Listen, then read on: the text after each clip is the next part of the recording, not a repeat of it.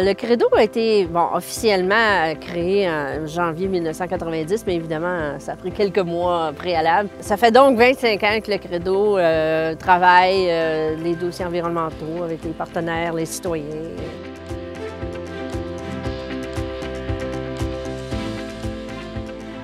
Un des gros dossiers à ce moment-là, c'était la gestion des matières résiduelles, mais ils ont décidé qu'il y avait un besoin plus grand de traiter des dossiers environnementaux.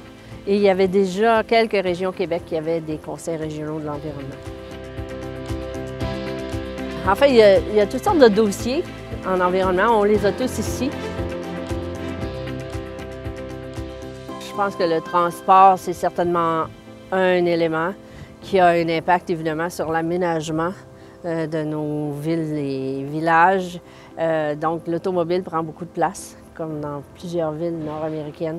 C'est clair que l'eau, c'est un dossier important parce qu'on a plus de 30 000 lacs en Outaouais, 10 rivières d'importance. Puis évidemment, les matières résiduelles, encore et toujours, ça s'améliore. Quand ils ont construit le casino, dans les années 95-96, ici, c'était un site, le lac de la Carrière, c'était une ancienne carrière. Donc, c'était un site qui avait été contaminé et tout. Donc, c'était une amélioration d'une certaine façon de construire le casino. Mais ensuite, ils ont construit l'hôtel et les gourous de tourisme international disaient qu'il fallait autre chose. Il fallait 5 éléments, dont un spa, un golf, etc. Alors, l'Auto-Québec a décidé, ou Casiloc, je ne me souviens plus de laquelle des compagnies, là, mais a décidé de construire un golf. Et évidemment, c'est le parc du lac Limay qui est à proximité du casino qu'on a choisi.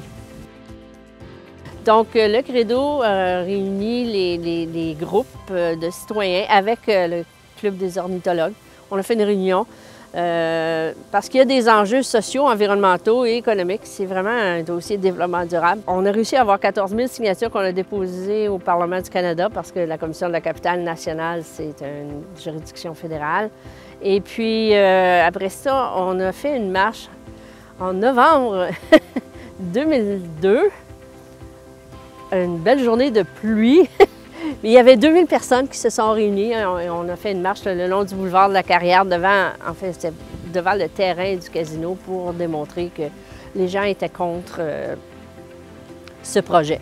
À ce moment-là, donc, ça a été une expérience très, très concrète d'un événement local avec des arguments très clairs dans les deux camps, avec plusieurs organisations qui se rassemblaient. Donc, ce n'était pas juste une petite manifestation étudiante, c'était vraiment quelque chose de porteur.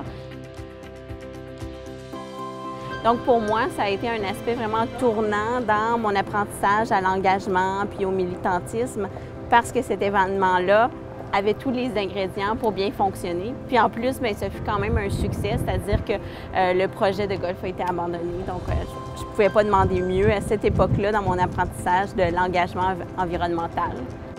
Surtout, c'est un parc pour les gens. Les familles viennent se baigner, les gens viennent à vélo, viennent marcher. C'est vraiment un parc public. Puis là, c'est clair que ça n'aurait plus été un parc public.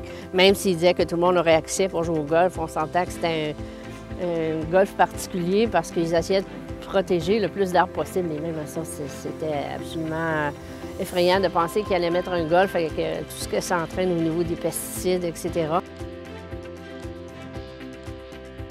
Les gens ont adhéré. C'est pas souvent que tu as une adhésion à grandeur d'une ville comme ça. Bien, la ville n'était pas fusionnée, là, mais à grandeur d'une ville pour soutenir un dossier comme ça.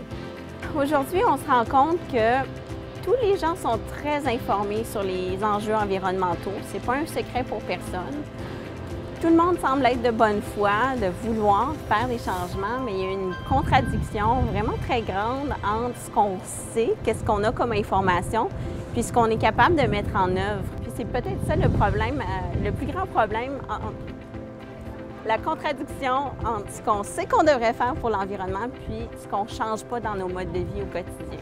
Pour que cette contradiction-là change, il y a vraiment encore beaucoup de travail à faire. Il faut continuer à sensibiliser, oui, les citoyens, mais surtout les plus jeunes générations, les jeunes qui sont à l'école.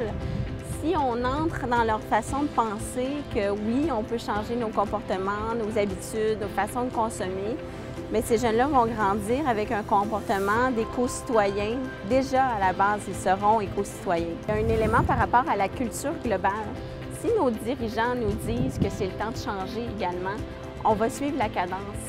Si Gatineau, si l'Outaouais, si tous nos élus disent « bon ben là, on s'en va dans un chemin différent et on réfléchit différemment par rapport à l'environnement », peut-être que ça apportera un changement. Je souhaite vraiment, puis je pense qu'on est dans le bon chemin, c'est que par le passé, on avait partout sur la planète, il y avait une sorte de culture d'opposition entre des écologistes et tous les autres projets et tous les décideurs et tous les promoteurs. Mais de plus en plus, il y a une façon de collaborer ensemble, une façon de travailler ensemble qui est vraiment très porteuse pour que tout le monde ait les mêmes solutions, les mêmes messages et que ça permette d'avancer. Donc, je souhaiterais vraiment que cette collaboration-là, où on voit des groupes écologistes, des groupes citoyens, des élus, des entreprises qui sont tous autour d'une table ou d'un projet porteur ensemble, c'est vraiment ça qui va faire la différence. Je souhaiterais que ça fonctionne. C'est la biodiversité. Si on veut préserver la biodiversité, il faut tenir compte de l'ensemble des choses et pas juste d'une espèce ou d'une problématique en particulier. Mon souhait, c'est que les progrès continuent. On a fait de grandes enjambées, mais on doit continuer.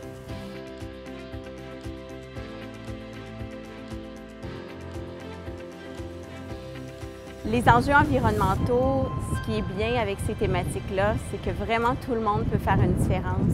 On peut travailler individuellement, puis ça fait une différence, puis on peut travailler collectivement, puis là, c'est encore mieux.